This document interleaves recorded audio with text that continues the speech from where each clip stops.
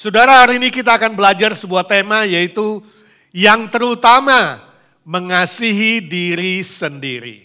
Ceritakan ada seorang yang bernama Otong, dia imigran dari Indonesia, mencoba berjuang mencari nafkah di Amerika. Punya bahasa Inggris pas-pasan dan dia mencoba melamar kerja. Dia tetap confident, percaya diri, dia tidak putus asa. Lalu suatu kali dia melamar di sebuah perusahaan komputer. Manajer yang merekrut karyawan hari itu melihat Otong dan berbicara sebentar, kasih dia tes tulisan, oh dia ternyata lulus. Lalu setelah lulus tes tulisan, manajernya bilang begini, sekarang tinggal tes yang terakhir untukmu Otong. Apakah kamu bisa mengarang sebuah kalimat dengan memakai 3 kata yang saya berikan kepadamu? Saya berikan kamu 1 menit. Kalau kamu lulus, kamu akan diterima bekerja di sini. Lalu Otong mengatakan, siap Pak Manajer. Dan manajernya berkata, oke, kata yang saya berikan padamu cukup mudah. 3 kata yaitu yellow, pink, dan green.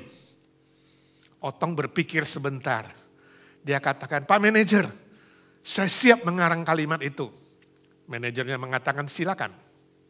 Lalu Otong mengatakan, I hear the telephone ring 3 times. Green, green, green. Then I ping up the phone. And I say, yellow, this is Alpha Computer. How can I help you? Lalu manajernya kaget dan dia tertawa. Dia katakan, wow bagus sekali kamu kreatif. Oke, Otong kamu lulus. Besok mulai kerja di sini. Kamu akan saya tempatkan di bagian call center. Wah, Otong senang sekali. Saudara, ini hanya sebuah cerita humor. Tapi inilah sebuah contoh. Orang yang tidak melihat kelemahan dirinya lalu jadi minder. Atau mencela diri, kemudian menghina diri, mengejek diri, merendahkan dirinya, meratap diri, membuang diri sendiri. Tidak. Walaupun Inggrisnya pas-pasan, Otong adalah sebuah contoh. Orang yang mengasihi dirinya. Dia menghargai dirinya, dia menerima dirinya, dan dia menggarap dirinya, dan mengembangkan dirinya. Permisi tanya saudara, bagaimana selama ini saudara melihat diri sendiri dan menghargai diri sendiri? Apakah saudara adalah seorang yang mencintai diri sendiri dengan benar? Mari kita baca apa yang diajarkan oleh Tuhan Yesus. Dalam Injil Matius pasal 22 ayat 39. Demikian firman Tuhan. Dan hukum yang kedua yang sama dengan itu adalah kasihilah sesamamu manusia seperti dirimu sendiri. Saudaraku, di sini ada 2 bagian penting dalam ayat firman Tuhan yang kita barusan baca, yaitu mengasihi sesama dan mengasihi diri sendiri. Tuhan Yesus mengajarkan kita mengasihi sesama kita seperti mengasihi diri sendiri. Artinya, kita tidak mungkin bisa mengasihi orang lain kalau kita tidak mengasihi diri sendiri. Sebab ukuran dari mengasihi orang lain adalah mengasihi diri sendiri. Itu sebabnya saya memberi tema khotbah ini. Yang terutama, yang terpenting adalah mengasihi diri sendiri. Oh, saudara mengatakan, Pak, bukankah ada lagu yang mengatakan yang terutama mengasihi Tuhan, memuliakan Tuhan? Yang terutama di dalam hidup ini meninggikan nama Yesus. Jadi yang terutama mengasihi Yesus, meninggikan Yesus, memuliakan Tuhan. Benar saudaraku, itu tidak salah. Tidak salah bahwa mengasihi Tuhan itu adalah hukum yang pertama kata Tuhan Yesus. Tapi hukum yang kedua kata Tuhan Yesus yang sama dengan itu. Hukum kedua yang sama dengan hukum pertama mengasihi Tuhan adalah mengasihi orang lain sesama seperti diri sendiri. Jadi logikanya adalah saudara, orang yang tidak bisa mengasihi diri sendiri, tidak mungkin mengasihi orang lain. Dan kalau saudara tidak bisa mengasihi orang lain, janganlah kemudian mengatakan mengasihi Tuhan, memuliakan Tuhan, meninggikan Tuhan. Itu pasti dusta. Rasul Yohanes mengatakan, bagaimana mungkin kita mengatakan kita mengasihi Tuhan yang tidak kelihatan, padahal kita tidak mengasihi manusia orang lain yang kelihatan. Dan logikanya bagaimana kita bisa mengasihi orang lain yang kelihatan kalau kita tidak bisa mengasihi diri sendiri. Jadi kesimpulannya saudaraku, yang terutama adalah mengasihi diri sendiri. Barulah bisa mengasihi orang lain. Dan ketika kita mengasihi orang lain dengan benar, kita baru bisa berkata, aku telah mengasihi Tuhan. Dengan segenap hatiku, segenap jiwaku, segenap pikiranku, segenap kekuatanku. Amin. Nah, pertanyaannya adalah bagaimana caranya mengasihi diri sendiri dengan benar? Ada 3 cara yang mau kita pelajari pada hari ini. Yang pertama, memandang diri sendiri dari sudut pandang Allah. Injil Lukas 12 ayat ke-7. Mari kita baca Lukas pasal 12 ayat ke-7. Demikian firman Tuhan. Bahkan rambut di kepalamu pun terhitung semuanya. Karena itu jangan takut. Karena kamu lebih berharga daripada banyak burung pipit. Nah saudara, konteksnya adalah perkataan Tuhan Yesus kepada murid-muridnya. Dia mengajar para murid supaya jangan khawatir. Jangan takut. Jangan minder, burung pipit yang begitu murah pun, paling murah, dengan uang yang paling kecil, 1 penny bisa beli burung pipit, pun dihargai Tuhan. Apalagi manusia, apalagi saudara, lebih dari burung pipit, lebih dari semua ciptaan Tuhan yang lainnya. Sebab itu, hargai dirimu seperti Tuhan menghargai saudara. Itu maksudnya. Sampai jumlah rambut di kepala kita pun terhitung semuanya. Wow, Tuhan lebih mengenal dan lebih menghargai kita dibandingkan dengan diri kita sendiri, bukan? Luar biasa. Nah, kesadaran akan kebenaran ini akan memberikan kita rasa percaya diri, rasa menghargai diri. Nilai diri yang tinggi. Ingat saudaraku, mengasihi diri sendiri tidak sama dengan mengasihani diri sendiri. Selalu mengeluh, tidak puas diri, tidak terima diri, mencela diri, meremehkan diri, menghina diri, membenci diri, menolak diri, dan hati-hati. Jangan sampai membunuh diri. Itu adalah jebakan dari si jahat. Orang yang mengasihi diri sendiri akan melihat dirinya berharga sama seperti Tuhan melihat dia berharga. Orang yang mengasihi diri sendiri akan menilai dirinya seperti Tuhan menilai dirinya, memandang dirinya seperti Tuhan yang memandangnya. Saya baca cerita tentang Ucok dan istrinya. Suatu hari mereka ke gereja, duduk dengarkan khotbah, selesai dengar khotbah, kemudian pas persembahan, Ucok keluarkan dompetnya dan mau ambil uang. Lalu dia lihat, waduh, kok semuanya uang 100.000 yang merah. Dia bilang sama istrinya, istriku, aku salah masukkan uang. Tadi saya masukkan uang 1.000, tapi kenapa sekarang saya lihat 100.000 semua? Saya minta 1.000 dong mau persembahan. Lalu istrinya kasih dia selembar 1.000 rupiah. Waktu Ucok terima uang itu, dia bilang, istriku, saya minta 1.000, kenapa lu kasih 100.000? Istrinya kemudian melihat kepada suaminya si Ucok, dan dia bilang, bego lu pakai kacamata merah tahu, makanya 1.000 lu lihat kayak 100.000. Saudara, ini hanya cerita humor. Cerita humor ini mengajar kita bahwa orang yang mengasihani dirinya sendiri adalah seperti orang yang salah pakai kacamata.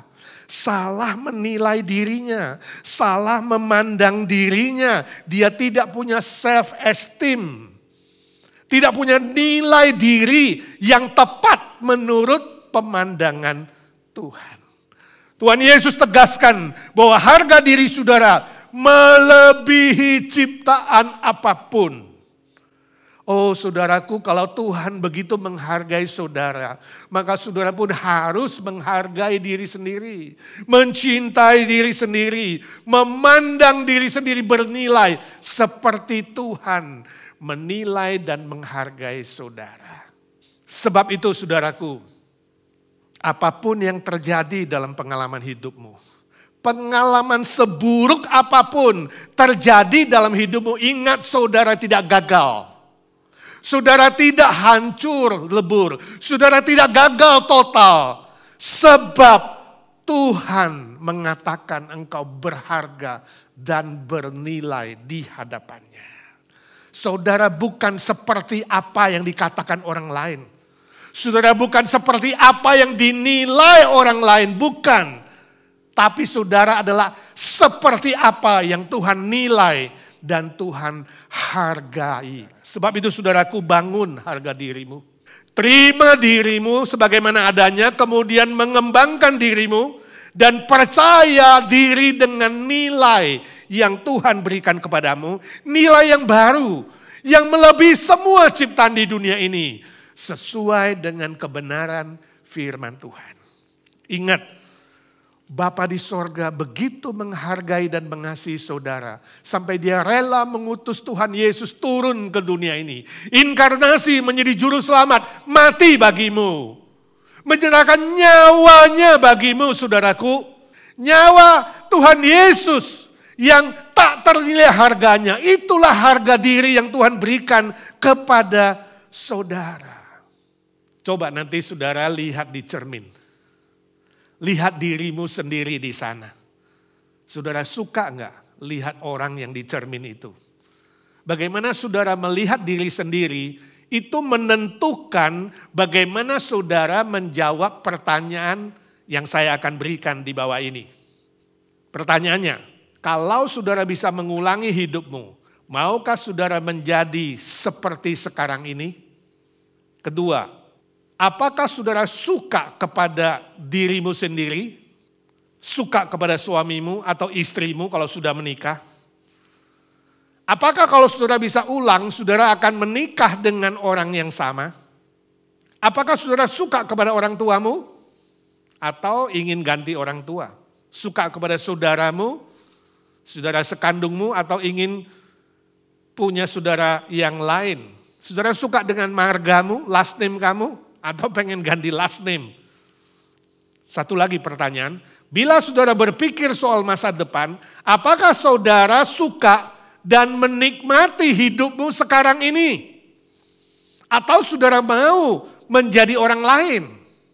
Saudaraku, sekali lagi, apakah saudara suka dengan dirimu sendiri? Bisa menerima diri saat ini? Jika tidak, saudara perlu memulainya dengan menerima cinta kasih Tuhan Yesus. Menerima kebenaran dan fakta Tuhan mengasihimu lewat Tuhan Yesus Kristus, menghargaimu bahkan dengan nyawanya sendiri. Ingat, tanpa memiliki cinta kasih Yesus Kristus di dalam diri saudara, tidak mungkin saudara bisa mengasihi dengan baik dan benar. Kalau saudara tidak memiliki cinta kasih yang baik dan benar, bagaimana saudara bisa mengasihi diri sendiri? Lalu bagaimana saudara bisa mengasihi orang lain? Sebab di dalam saudara tidak ada cinta kasih yang baik dan benar. Itu logika yang sangat mendasar, bukan? Bila hati saudara dipenuhi dengan keraguan-raguan, dipenuhi dengan kekhawatiran, dengan minder, dengan kebencian, dengan kepahitan, saudara tidak memiliki sesuatu yang baik dan benar untuk dibagikan kepada orang lain. Entahkah itu mengasihi suami, mengasihi istri, mengasihi saudara, mengasihi anak, untuk dibagikan. Gak ada sesuatu untuk bisa dibagikan kepada orang lain, saudara hanya bisa membagikan sesuatu yang buruk, hal yang sama yang buruk yang ada di dalam diri saudara. Itu yang bisa saudara bagikan kepada orang lain. Sebab isinya adalah sesuatu yang tidak baik. Permisi tanya saudaraku, siapakah saudara sebenarnya? Kenalkah saudara terhadap diri sendiri? Lihatlah ke cermin, apa yang saudara lihat? Hal yang baik atau yang buruk? Hal yang menyenangkan atau kesedihan? Kepuasan atau kekecewaan? Ada harapan atau putus asa? Ada kegagalan atau kesuksesan? Apa yang saudara lihat di dalam diri saudara sendiri? Kalau orang bertanya kepada saudara, who are you? Siapakah kamu? Apa jawab saudara? Biasanya kalau pertanyaan ini ditanyakan, orang-orang akan menjawab soal profesinya. Oh, saya adalah dokter, saya perawat, saya pedagang, saya mahasiswa, saya salesman. Oh, saya bekerja di pabrik. Oh, saya adalah sesuatu, pekerjaannya. Tapi hari ini bukan itu maksud saya ketika saya tanya, who are you? Siapakah saudara? Bukan soal profesi, bukan soal pekerjaan. Jika orang tidak bisa menjawab dengan baik dan benar pertanyaan ini, siapakah dirinya? Berarti dia salah memandang dirinya sendiri. Orang yang demikian telah kehilangan relasi dengan dirinya sendiri. Dia hanya berelasi dengan pekerjaannya. Dia hanya berelasi dengan harta benda, berelasi dengan uang, berelasi hanya dengan sesuatu yang materi yang sifatnya sementara. Mengapa demikian? Sebab relasinya dengan Tuhan tidak beres. Jika relasi saudara dengan Tuhan tidak beres, maka relasimu dengan dirimu tidak beres. Dan akibatnya relasi dengan orang lain pun tidak beres. Saudaraku, kesibukan yang tidak menentu dapat menjerumuskan hidup saudara dalam bayang-bayang diri yang tidak jelas. Hidup saudara akan ditentukan oleh orang lain. Outside in, apa kata orang, apa kata masyarakat, apa kata tren masa kini. Seharusnya hidup saudara adalah inside out. Keluar dari dalam diri saudara. Sebab di dalam diri saudara ada cinta kasih Tuhan Yesus. Ada kebenaran firman Tuhan. Itu yang memancar keluar dengan tujuan yang benar. Cita-cita yang benar. Arah yang benar. Dan kehidupan yang sesuai dengan firman Tuhan. Jika tidak demikian saudara, saudara hidup dengan outside in, maka jiwa saudara akan kering kerontang. Hidup saudara tidak ada arah dan tujuan yang tepat. Dan saudara akan hidup seperti orang yang bermain sandiwara atau bermain drama. Mencoba jadi orang lain. Tidak mengenal diri. Tidak mengasihi diri sendiri. Hidupnya hanya untuk menyenangkan orang lain. Apa kata orang? Ingat saudara, saudara perlu kembali kepada kebenaran firman Tuhan. Cara yang kedua, tidak hidup dalam kepura-puraan. Roma pasal 12 ayat 9. Demikian firman Tuhan. Hendaklah kasih itu jangan pura-pura. Jauhilah yang jahat dan lakukanlah yang baik. Firman Tuhan ini mengatakan bahwa kasih yang sejati itu tidak pura-pura. Jadi orang yang mengasihi diri sendiri tidak hidup di dalam kepura-puraan. Dengan kata lain, hidupnya transparan, terbuka. Terbuka di hadapan Allah, terbuka di hadapan manusia. Seperti yang diajarkan oleh Tuhan Yesus. Kalau iya, bilang iya. Kalau tidak, bilang tidak. Lebih dari itu, datang dari si jahat. Orang yang hidupnya pura-pura, ibarat orang yang pakai topeng. Sebab dia minder. Dia tidak mengenal diri, dia tidak percaya diri. Dia melihat dirinya dengan kacamata yang salah. Sebab itu dia akan memakai topeng. Sama seperti orang Farisi dan ahli Taurat yang ditegur oleh Tuhan Yesus. Dari luar tampak bersih, tapi dalamnya kotor dan bau busuk. berdoa, berpuasa, memberi persembahan agar dilihat orang lain, atau ingin mendapatkan balasan yang lebih besar, hanya pura-pura. Bernyanyi memuji Tuhan, tapi hatinya jauh dari Tuhan, hanya pura-pura. Mudah tersinggung, baper, karena rasa tidak aman, lalu suka marah-marah dan menyakiti orang lain. Suka pamer untuk menutup mindernya. Pamer kekayaan, kemewahan, gelar, menganggap diri paling pintar, suka memuji diri sendiri, atau maunya dipuji, banyak bicara, sedikit bekerja. Hidupnya mirip ular kepala dua, bicara di depan dan di belakang berbeda. Di depan mulutnya manis, tapi di belakang bisa menusuk dengan tajam. Di depan bilang, no problem, saya suka dengan kamu kok, kerjanya bagus. Tapi di belakang bilang, brengsek ya, kerjanya kok gak karuan. Pepatah Indonesia mengatakan, lempar batu sembunyi tangan. Orang yang pengecut tidak berani terbuka di hadapan Tuhan dan tidak berani terbuka di hadapan manusia. Itulah Farisi, itulah ahli Taurat, itulah orang yang hidup dalam kepura-puraan. Sebaliknya orang yang mengasihi diri sendiri, dia sadar dirinya tidak sempurna, dia sadar semua manusia sama di hadapan Tuhan, gak ada bedanya. Dirinya dan orang lain sama di hadapan Tuhan, sama-sama orang berdosa dan sama-sama membutuhkan juru selamat, sama-sama diampuni oleh Tuhan.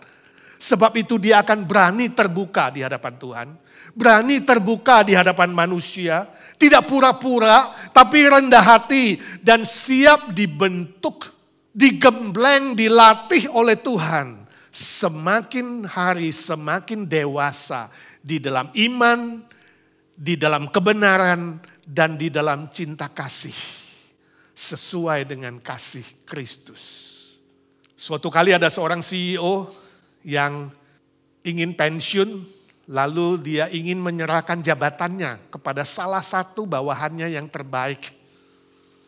Suatu hari dia panggil semua bawahannya, asistennya, lalu dia bilang, saya segera akan pensiun dan hari ini saya berikan kalian masing-masing sebutir benih untuk ditanam, dirawat, dipupuk. Setelah 3 bulan, bawalah kembali tanaman yang saudara pupuk itu di dalam pot saudara. Nanti tanaman siapa yang paling bagus, dia yang menang. Dia yang akan menjadi CEO menggantikan saya di perusahaan ini. Wah, semua asisten senang membawa pulang benihnya masing-masing. Juga salah satu asisten yang bernama Tony, begitu tiba di rumah, wah dia langsung masukkan pot, dia rawat dengan disiplin, dia kasih pupuk, tiap hari dia siram dengan air, ya. Pokoknya dia rawat baik-baik. Kira-kira menjelang 3 bulan dia masuk kantor, si Tony mendengar semua teman-temannya menceritakan soal tanaman mereka yang bertumbuh dengan sehat dan baik. Bagus-bagus, masing-masing mengungguli tanamannya. Tony sedih dan kecewa. Sebab apa? Sebab benih yang dia tanam tidak tumbuh. Dalam hatinya berpikir, aduh gimana ya. Menjelang waktu yang sudah ditentukan, Tony berkata kepada istrinya, istriku, saya kira saya tidak akan membawa benih yang busuk di pot ini. Sebab aku malu, aku mengecewakan bosku. Lalu istrinya bilang, bawa aja mas, gak apa-apa.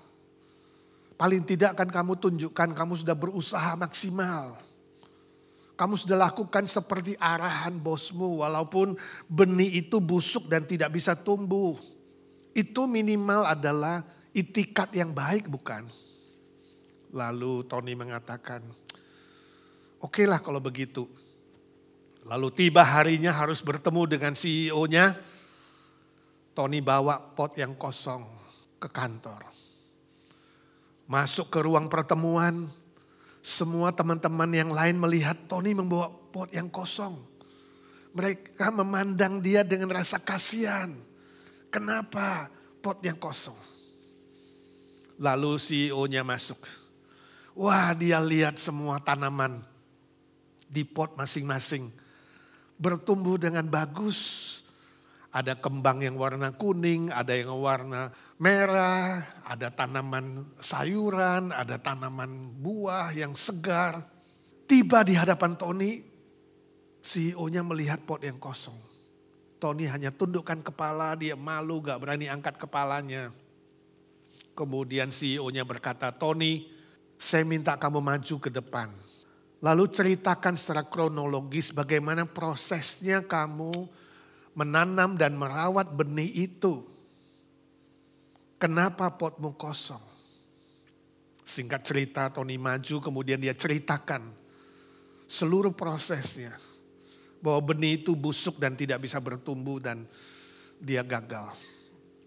Selesai dia cerita, CEO mengatakan, teman-teman mari kita tepuk tangan untuk Tony. Tony adalah CEO yang baru dari perusahaan ini. Dia yang akan menggantikan saya. Wah, orang-orang pada heran. Kemudian CEO itu melanjutkan. Dia katakan, saudara-saudara, sekarang saya jelaskan. Sebelum saya serahkan benih itu kepada saudara, benih itu telah saya rebus dengan air panas yang mendidih. Dan benih itu mati, gak mungkin bisa bertumbuh. Jadi kalau hari ini saudara-saudara membawa pot dengan tanaman atau bunga yang bertumbuh, berarti saudara telah membohongi saya. Menggantikan dengan benih yang lain. Saudara berpura-pura. Saudara tidak transparan dan tidak terbuka.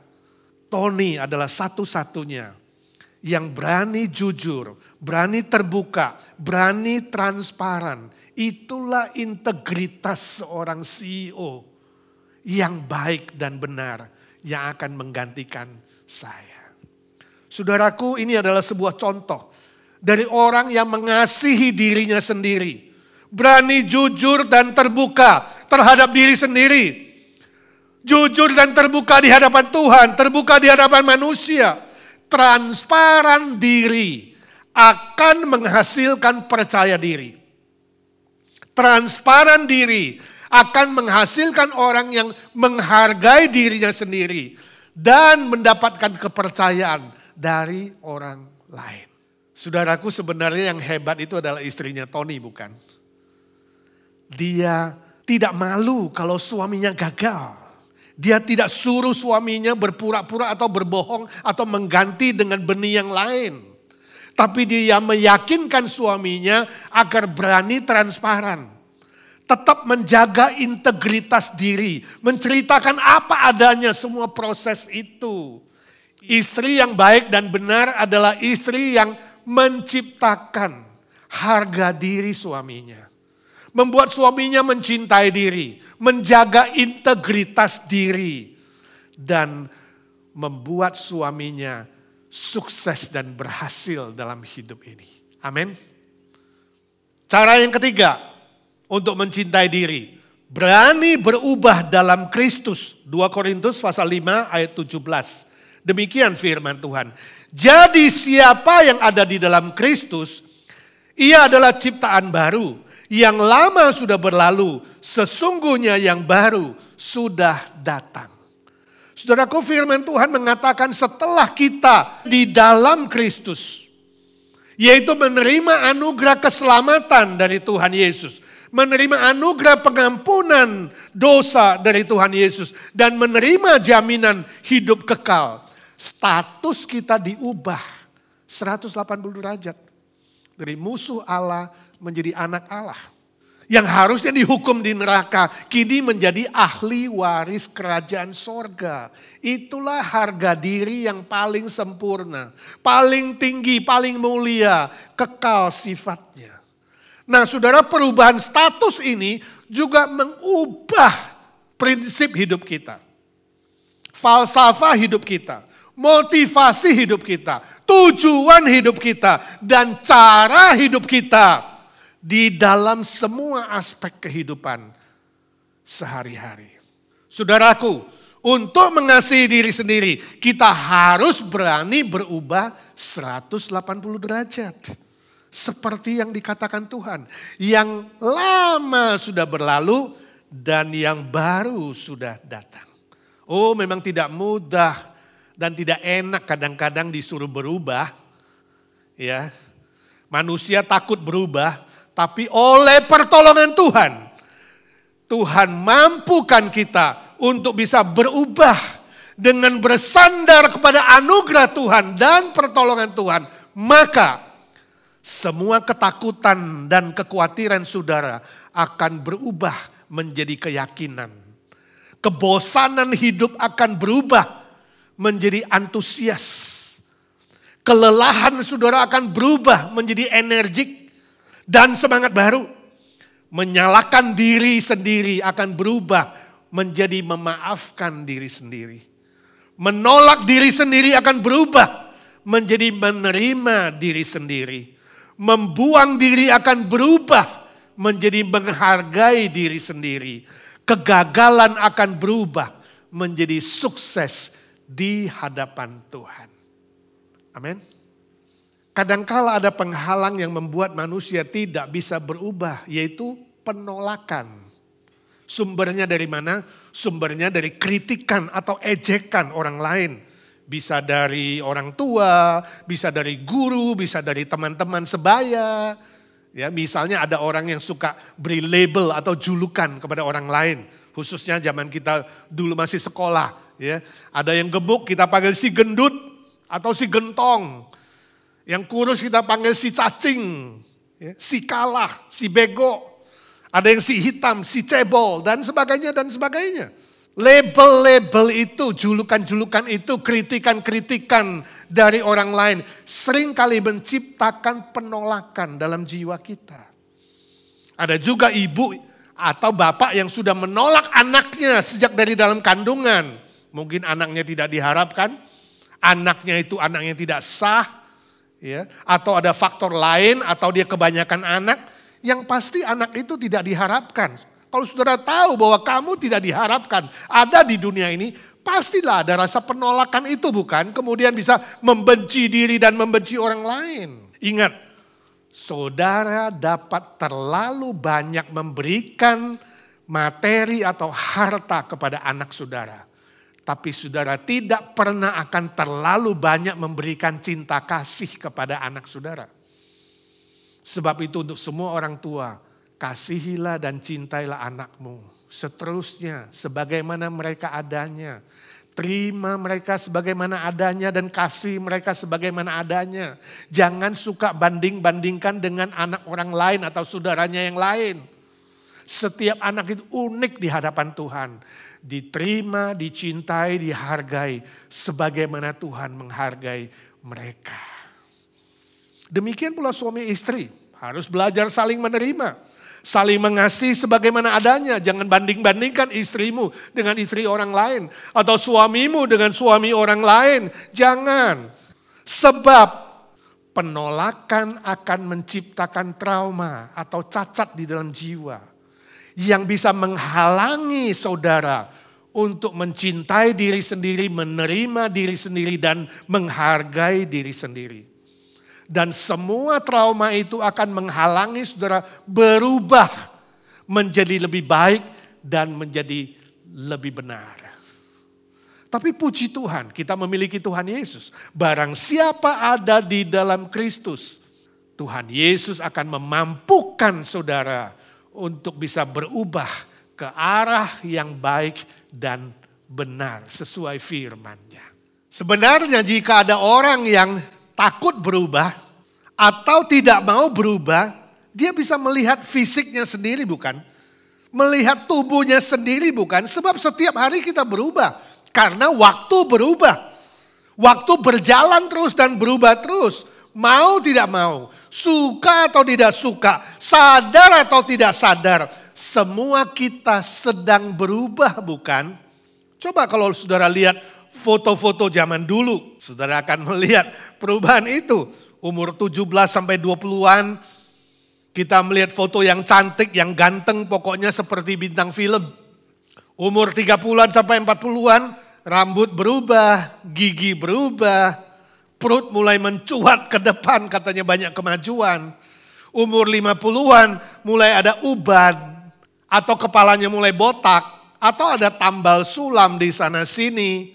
Umur 60-an, HP-nya, nomor-nomornya adalah kebanyakan nomor dokter dan nomor apotik katanya. Umur 70-an, saudara duduk di kursi goyang namun gak kuat menggoyang. Sana sini mulai rasa sakit. Kalau ada tempat yang tidak sakit, mungkin sekali itu sudah tidak berfungsi atau rusak. Saudaraku, memang berubah itu kadang-kala tidak enak. Namun kita harus berubah. Sebab perubahan itu tidak bisa dihindari. Lihatlah ciptaan Tuhan di alam semesta ini misalnya. Tiap 24 jam diganti dengan hari yang baru. Tiap 7 hari diganti dengan minggu yang baru. Tiap 30 hari diganti dengan bulan yang baru. Dan tiap 12 bulan diganti dengan tahun baru. Berubah terus. Secara tidak sadar sebenarnya manusia sering berganti ini dan itu bukan? Misalnya ganti pakaian, ganti sepatu, ganti menu makanan, ganti sekolah, ganti pekerjaan, ganti perhiasan, ganti mobil, ganti perabot, ganti teman, ganti pacar, ganti gereja, ganti presiden barusan, ganti partai. Ada juga yang ganti istri, ganti suami, dan sebagainya, dan sebagainya. Ya, kita ganti ini dan ganti itu, saking banyaknya berganti ini dan berganti itu, manusia lupa bahwa dirinya pun perlu berganti atau berubah. Berubah menjadi lebih baik, berubah menjadi lebih benar.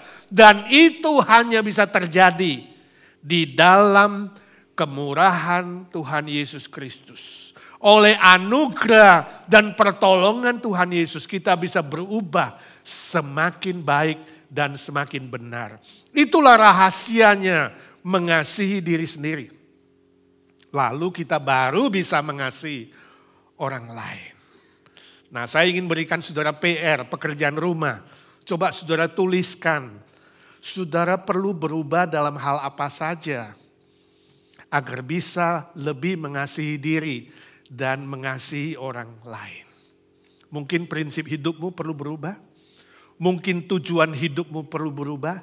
Cara hidupmu perlu berubah. Mungkin motivasimu yang perlu diubah. Atau cita-citamu yang perlu diubah. Cocokkanlah semuanya itu dengan kebenaran firman Tuhan. Sebab Tuhan kita adalah Tuhan yang memegang masa depan. Mengontrol hidupmu dan Dia pasti akan memberkati masa depanmu lebih baik, lebih benar, lebih indah, lebih memuliakan nama Tuhan. Menjadi berkat untuk orang lain. Saya baca kesaksian seorang guru yang mengajar kelas 1 SD. Ya, nama guru itu adalah Mary de Guzman. Dia menulis ini, ada di South Carolina. Dia cerita suatu hari ada salah satu muridnya yang bernama Taylor. Taylor bertanya kepada neneknya setelah dia mendengarkan firman Tuhan. Dia bilang, Nek, benar gak bahwa saya ini adalah anak Tuhan? Lalu neneknya mengatakan, ya Taylor, kenapa kamu ragu? Kamu adalah anak Tuhan. Lalu Taylor diam sebentar.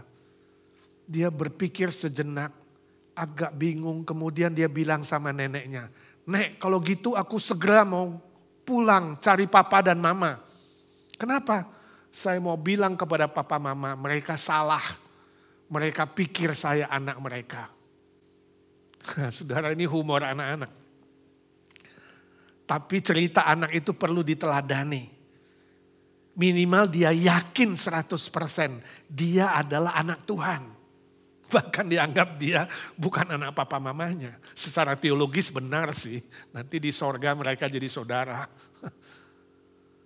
Keyakinan ini saudara penting sekali. Sebab itu saudara, lain kali kalau saudara ditanya, who are you? Siapakah kamu? Saya ingin saudara menjawab dengan mantap. Saya adalah anak Tuhan. Ahli waris kerajaan sorga. Sebab Tuhan Yesus telah mati bagiku menggantikan hukuman dosaku. Memberi aku hidup kekal. Dan itu adalah harga diri yang paling spesial di dalam diriku. Aku menghargai diriku, mencintai diriku, mengembangkan diriku, menyukai diriku, supaya aku bisa mengasihi orang lain. Dengan demikian aku mengasihi Bapa yang di sorga, Tuhanku, Allahku, yang hidup selama-lamanya. Amin. Bisa saudara menjawab begitu? Puji Tuhan. Mari kita berdoa. Bapa di sorga, kami mengucap syukur dan terima kasih. Sebab Engkau begitu mencintai dan menghargai kami. Sehingga memberikan Tuhan Yesus mati bagi kami. Menggantikan hukuman dosa kami ya Tuhan Yesus. Terima kasih, terima kasih. Tolong kami sadar bahwa harga diri kami adalah seperti nyawa-Mu yang tak ternilai itu, yang kekal adanya. Ajar kami mulai hari ini boleh mengasihi diri sendiri dengan baik dan benar. Sesuai firman-Mu. Dengan demikian kami bisa mengasihi orang lain. Dan dengan demikian kami sungguh-sungguh menjadi orang yang mengasihi Tuhan dengan segenap hati, segenap jiwa, segenap pikiran, segenap kekuatan kami. Dalam nama Tuhan Yesus Kristus kami berdoa dan memohon berkat Tuhan. Amin. Amin.